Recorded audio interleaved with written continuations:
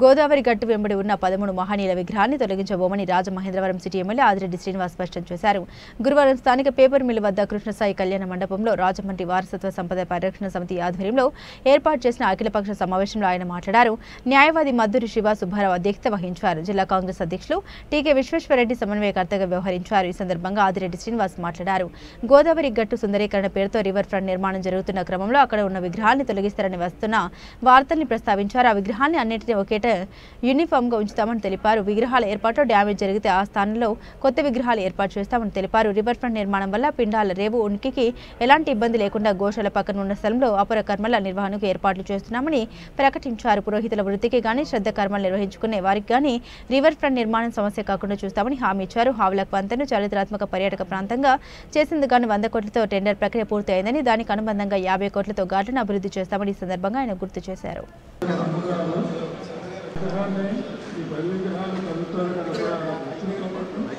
ఆయన విగ్రహాన్ని కూడా ఏర్పాటు చేసుకోవడం చాలా సమస్యలు. సలహాల వరకు సంప్రదింపుల వరకు డెసిషన్ మేకింగ్ ఎలాగా గవర్నెన్స్ లో ఉన్న వాళ్ళు చేసేది ఆల్ ప్రొసీడింగ్స్ ఉంటుందండి.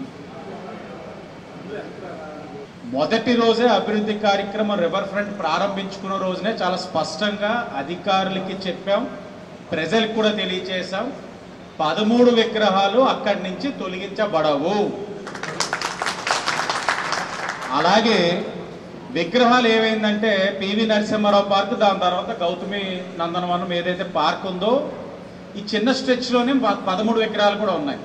మనం ఇప్పుడు పూలే గారి విగ్రహం నుంచి రివర్ ఫ్రంట్ చేస్తున్న స్ట్రెచ్ ఎంత ఉందో చూసుకొని ఈ 13 విగ్రహాలు కూడా యూనిఫామ్గా, అంటే ఒక 200 మీటర్స్ ఉందంటే ఒక్కొక్క విగ్రహానికి ఇన్ని మీటర్స్గా యూనిఫామ్గా చేస్తూ మీరు విగ్రహాలని తీసి మళ్ళీ రీప్లేస్ చేసి సింక్రనైజ్ చేసి పెడతామని చెప్పారు.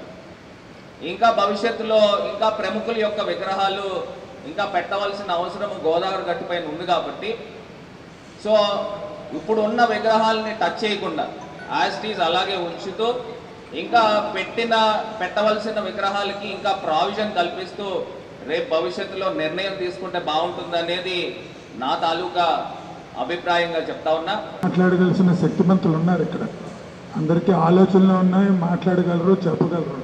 తప్పనిసరిగా వారిని ఇక్కడికి ఆహ్వానించడంలో ఉద్దేశం కూడా వారి అభిప్రాయాలు తెలుసుకోవాలని.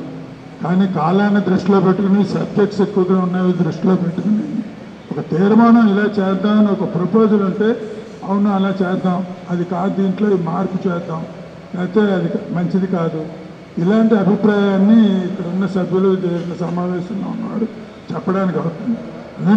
తరాలు మారినాయి, అందుకని ఈ చారిత్రక నేపథ్యంలో ఉన్న రాజమహేంద్రవరంకి ఏ ఒక్క విగ్రహం కూడా తొలగించకూడదు. దాన్ని ఇంకా అభివృద్ధి చేయాలి. గోదావరి పుష్కరాలకి భారతదేశం నుంచి అసాంఘ్యంగా ఎంతోమంది వస్తారు. అందుకని ఖచ్చితంగా ఆ విగ్రహాన్ని డెవలప్ చేస్తూనే ఈ రాజమండ్రి పట్టుకొమ్మలా చెప్పాల్సిన అవసరం ఉందని నా యొక్క సలహా. అందుకని మీరు అభివృద్ధి అనే పేరుతో వాటన్నిటినీ తీసేయాల ఆలోచన ఉంటే ఆ ఆలోచన ముందు తీసేయండి అని చెప్పి నేను అధికారులకు విజ్ఞప్తి చేయదలుచుకున్నాను. ఆ కార్పొరేషన్ అధికారులకి వాటిని పెట్టడము అంటే ఇప్పుడు అక్కడ ప్రముఖంగా ఉన్న స్థానాన్ని నుంచి తీసి ఎక్కడో దూరంగా పెట్టడం కాకుండా మీరు రేపు పొద్దున అభివృద్ధి చేసిన రివర్ ఫ్రంట్లో కూడా విగ్రహాలు అంతే ప్రముఖంగా ఉండేటట్టుగా పెట్టాలనేది మనం తీర్మానాన్ని చేయడం అవసరం. రివర్ ఫ్రంట్ డెవలప్మెంట్ చేయడంలో ఎవరో తప్పు పట్టరు. రివర్ ఫ్రంట్ డెవలప్ చేయాలి, డెఫినెట్గా ఆలోచన మంచిదే. ముందు నుంచి కూడా గతం నుంచి కూడా అది జరుగుతూ ఉంది కాబట్టి అభివృద్ధి చేస్తూ నా ఉద్దేశం ఏంటంటే అసలు విగ్రహాల జోలికి వెళ్లకుండా ఆ విగ్రహాలనే ఒక డివైడర్ కింద అటుకి ఆ రోడ్డుకి ఇటు ఈ రోడ్డుకి మధ్యలో ఉందనుకోండి, ఇటు నుంచి అటెండ్ అయినటువంటి వాళ్ళు రేపు పొద్దున ఫంక్షన్ అయిపోయాక అలా యూటర్న్ తీసుకుని అటు నుంచి మళ్ళీ ఇటే గౌతు లచ్చన్ గారు జాయిన్ అవ్వచ్చు. ఈ విధంగా ఆలోచన చేయాలి. అప్పుడున్న కమిషనర్ గారు ₹1 కోటి శాంక్షన్ చేసేటట్టు అందరూ గారు ప్రెస్లో చెప్పాడు.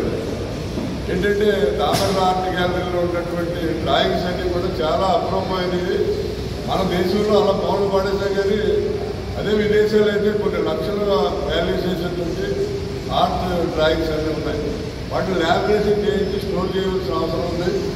రెండోది ఏంటంటే రాళ్ళబండి మ్యూజియం, అక్కడ రాళ్ళబండి మ్యూజియం ఉంది కుమారి టాకీస్ దగ్గర, దాన్ని మోడిఫికేషన్ చేసి దాన్ని ఓపెన్ చేస్తామని 3 సంవత్సరాల క్రితం స్టార్ట్ చేశారు. అది ఇంకా ఓపెన్ చేయలేదు. దాంట్లో చాలా వాల్యుబుల్ అయినటువంటి